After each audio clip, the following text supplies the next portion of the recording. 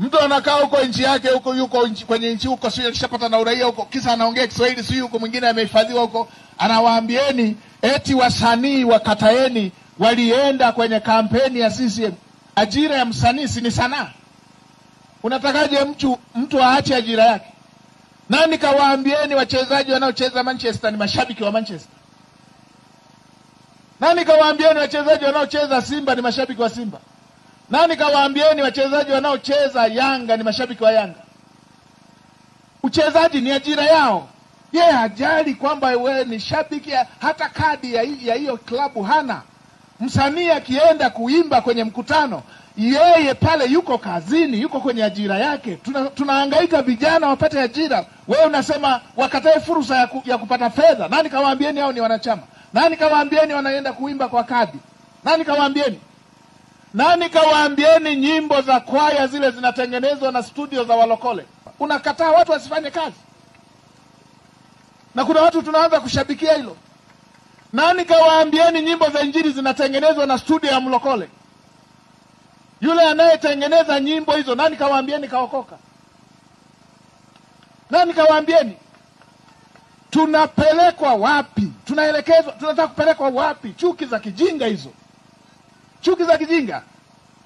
Kama mtu kaandaa mkutano na anamlipa msanii, mtu ana harusi yake anamlipa msanii, wewe inakuuma nini? Yeye ajira yake, anasomesha watoto, ana kodi ya nyumba, anaipatia kwa kipaji hicho alichompa Mungu.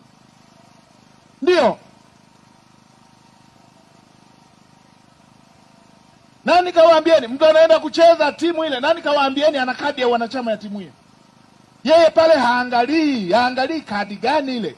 Yule yeye ana studio, anakuja muimbaji anataka kubani wimbo wake. Nani kawaambieni kama yeye si muumini wa dhehebu hilo? Nani kawaambieni anakuwa mshabiki wa dhehebu hilo?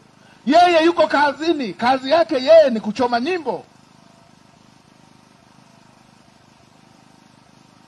Mbona mnapangiwa tofali moja la chuki na ninyi mnapokea? Mambo gani ya hovyo hayo? Yaani ndio nchi Mwalimu Nyerere aliyotuachia hiyo. Mwalimu katuachia nchi ambayo hatuulizani kabila, hatuulizani dini. Ikifika Krismasi, watoto wote wa Wakristo na Waislamu wananunua nguo mpya wanaenda kwenye Krismasi. Ikifika mwezi mtukufu, hata mimi wanavaa kanzu, siku nyingine nakaribishwa kuanza kufuturu kuliko hata waliofunga. Hiyo ndio Tanzania. Leo hii tunataka tuanze kuulizana kwamba akitokea mtu yeye ni Muislamu akitengeneza wimbo wa kwaya aambiwe wewe kwa nini umewatengenezea hawa wimbo? Mambo gani hayo tunataka kwenda?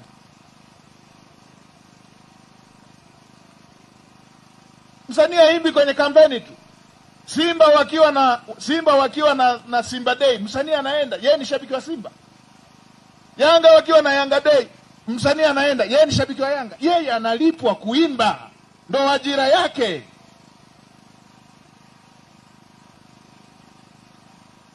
Kuna mtu mmoja tu kaishiwa maarifa, anataka Tanzania igawanyike na sisi tunataka kuunga mkono upuzi wa aina hii.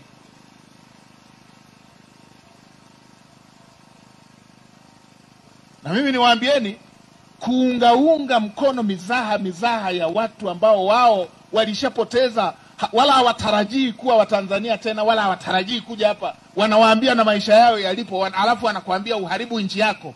Hii ina madhara mabaya sana.